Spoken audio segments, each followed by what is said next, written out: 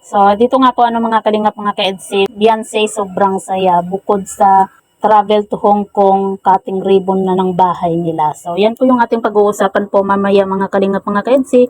Pero bago po natin ipagpatuloy ang video ito sa mga bago pa lang po sa ating munting channel, huwag po natin kalimutang suportahan ang ama ng Kalingap Kuya Val Santos Matubang at Kalingap Rob. At paunawa panoorin po muna ang full video bago mag-comment para malaman ang nilalaman nito.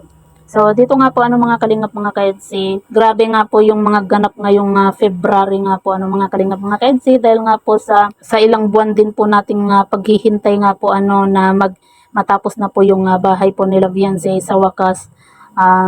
Makakalipat na rin po sila. At nito nga next week na po bago nga po sila pumunta ng Hong Kong. Kaya naman nabanggit po ni Kalingap Rob na pinapamadali na rin po ni Kalingap Rob nga po dito kina Supermac para bago po sila makapunta nga po ng Hong Kong ay cutting ribbon na po ng bahay po nila. Grabe yung mga ganapan ng mga Kalingap mga ka-EDC.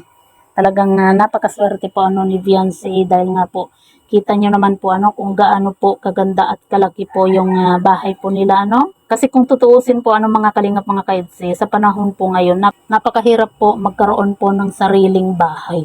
Lalo na po, 'di ba, sa mahal po ng lupa, saka yung mga materyales para po sa bahay. Talagang grabe Napakaswerte po talaga ni Beyonce. Kaya talagang isa po si Beyonce po sa napakaswerte po na natulungan po ni Kalingap Rob. At ayan nga po mga Kalingap mga ka-EDC, excited na rin po ba kayo sa cutting ribbon nga po ng bahay po ni Beyonce? Kasi ako po mga Kalingap mga ka-EDC nung nabalitaan ko nga po ito kay Kalingap Rob, talagang isa po ako sa napakasaya dahil yung pangarap po ni Beyonce na makalipat po ng bahay ay matutupad na po at ang isa pa po na matutupad po na pangarap po ay ni Beyonce ay yung pag-travel nga po nila ng Hong Kong. Biruin nyo, 'di ba?